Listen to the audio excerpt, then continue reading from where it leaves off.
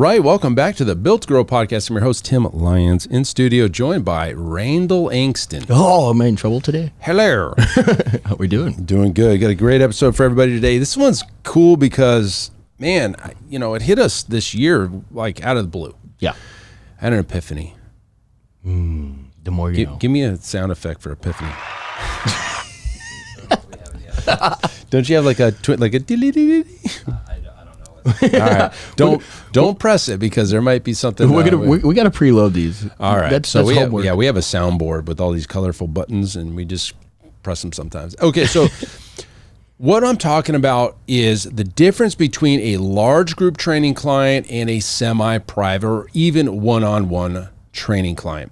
They are not the same person. They're not the same person for what their needs are, what their desires are, what their expectations are. They're completely different. Okay, and so the reason it hit me and Zach at the same time was we decided over Memorial Day we're going to have an Olympics, Legacy Olympics. We're going to have all these like events, and it's going to be a 2-hour thing because technically it's a holiday, so we like to do one or two big workouts in that particular day, like Thanksgiving and stuff like this. So we put this together, and we did a pretty good job marketing as an additional workout provided for the holiday, right? Yep, because the coaches were off. Yep.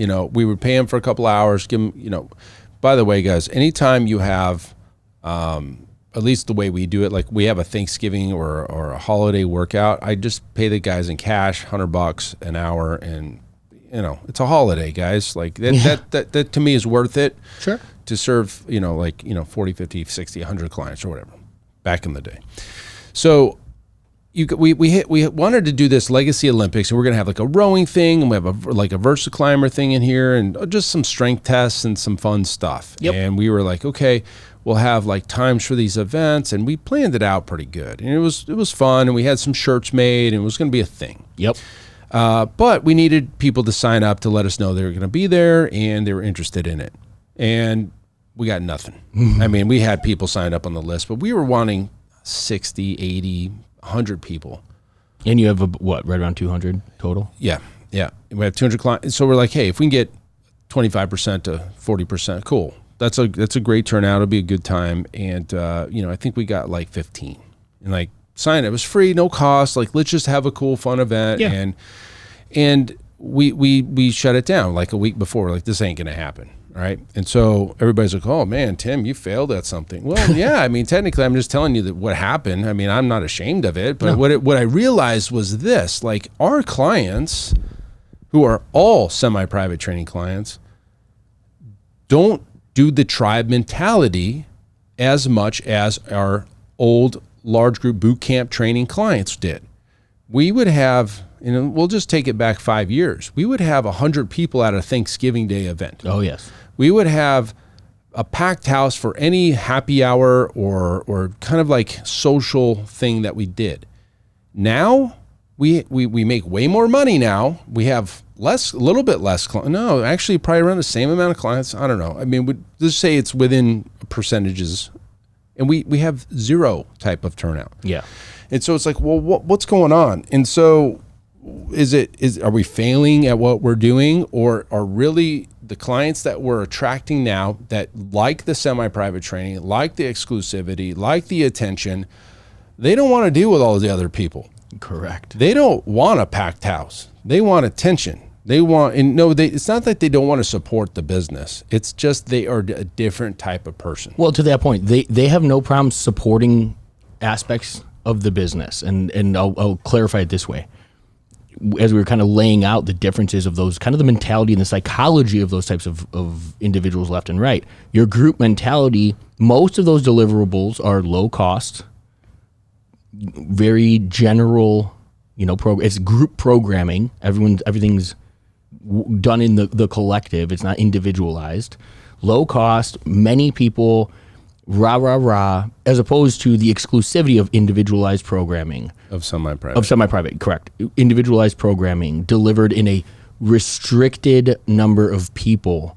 Exclusivity. By design, exactly. We're giving, what they're buying from us is not lura, camaraderie. It's, oi, oi. yeah, right.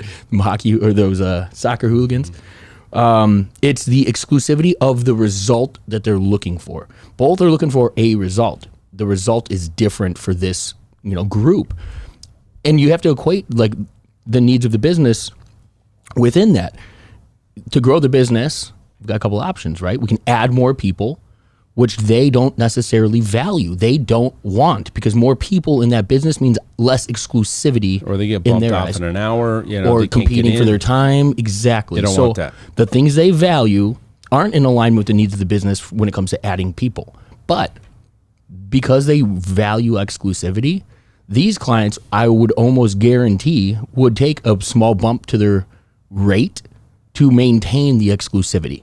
So it's not that the business can't succeed, the business can't make more money. It's just it has to happen a different way. It's not a numbers game, people-wise. It's not a quantity of people. It's a numbers based on the value that each individual is receiving. Right. That's absolutely huge. True. And it was like eye-opening, I guess. We're like, well, you know what? Let's not fight this. This is the people we want anyway. Correct. So like they're not going to be the first one to go refer people over here, and we know that. Yep. We do get referrals. Like I would think we get enough to like whatever. Like it's not like our main source of new clients, but every so often somebody will bring their friend in or whatever. In our old model with the boot camp, we would have people at every single day bringing people in. we would encourage it. They asked to do it. Hey, I've got my friend that's just moved into town. Can I take him with? And when we do a large group boot camp style, everybody's doing the same thing. It's very easy to throw somebody new in there, and you don't have to do assessments on them as long as they sign the waiver and we don't have any injuries. We can just throw them right into the workout. Doesn't break the system. You can't just throw somebody into a semi-private training workout without at least meeting with them once. With our semi-private pro app, absolutely, but they're going to be doing a regressed version of everything everybody else is doing. It's not the potential and the result that they're looking for. So while we do get referrals, it's a fraction of what we used to with the large group stuff. While we do have events like our holiday party, it's a fraction of what we used to have as far as the show and all that stuff. And to your point, Randy, it's like, I think our clients, if we and we did do this, by the way, when we did our price increase, we said we're capping our membership at 200 members. There was a few people that loved it, and there were some people like, why would you ever do that? And but the point was, I was trying to speak to that exclusivity. Correct. Of, look, we don't want 500 people here. I think we want to do a great job for 200, paying $99 a week. That's a $85,000 a month business. We're good here with that. You know what it reminds me of? It reminds me of walking into a club, right? You got large group training, and you got everybody who's in the club willing to compete with everybody else. They don't have the pockets to go get the velvet rope treatment for a table and bottle service. That's large group training. But then you have the other half, and those people value their privacy, exclusivity. They want, and they're only willing to go out because they want the table, that velvet rope feel.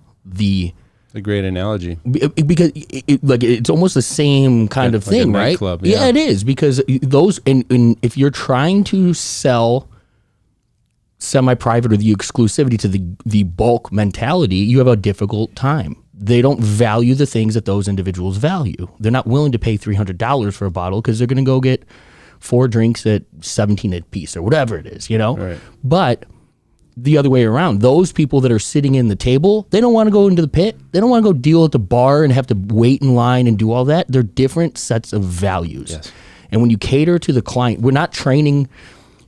You can only train the marketplace a fractional amount. You know what I mean? You're not going to convert your clientele to this different belief and different mentality if they're not the type that see value in those arenas. Two different people, guys. And so to your point, where the marketing changes, everything changes when you go to semi-private, and you need to know how to do this. You can't just flip a switch and just offer it one day, because the people that are currently there, you'll flip a few if you can explain the value to them, but eventually everybody's gone. You better have a new crop of people. And, for being honest, I would rather work with the velvet rope type folks that, value, don't mind paying a little bit more to get that exclusivity, It's easier, like if we're going to keep attrition rates the same, 6% versus 6%, 6% of 200 versus 6% of 500. We're talking about on the 200, you got to replace 12 people. On the, what would I say, 500? That's 30 people you got to replace every month. Hey, let's just work higher ticket pricing and semi-private training. Again, all good things point to semi-private training in our books. The way we, and again, but it comes back to the values and the things that we hold. Yeah. To value. It is a numbers game. Large group, ultra competitive, red ocean, right? You have a marketing and a sales component that has to succeed in order for the delivery to have this opportunity to retain. In our book, we can have less coming in the front end, number of people wise, but the value that we can pour into each of those can't be touched in large group. And it's incredible how the more we kind of analyze the people that we serve, the answers of the needs of the business get really, really clear. Yep, exactly. So listen, guys, it was an epiphany for me. Like, hey, I can't really fight this. Like, why try to force it? And so while there's going to be plenty of people out there like, well, you got to host events. Like, do you? Yeah. Do you? Do you? I mean, I don't know. I don't think you do. I mean, honestly, we're going to do a holiday party. We didn't do one last year because it was a brand new facility. I didn't want to mess with it. But, we'll do one this year and see how it goes. And this year will tell me if I'm going to continue them, because they cost about $15,000 to throw those parties. We go big. And they love it. We'll see, though. Like, we're going to promote it and do all the, I'm going to follow my SOP. The SOPs? Oh, yeah. On how to host an event. But hopefully that helps you guys. If you're struggling or banging your head up against a wall, why don't my clients react a certain way? Maybe this is the reason. There you go. There's just a different type of person. So hopefully that helps, guys. Until next episode, keep changing lives. We'll see you on the next show. Bye. All right. And thank you for listening to that episode of the Built to Grow podcast, where we help gym owners win. Now, do you want to connect with me and other gym owners online? All you need to do is join our private Facebook group, Business Talk with Fitness Professionals.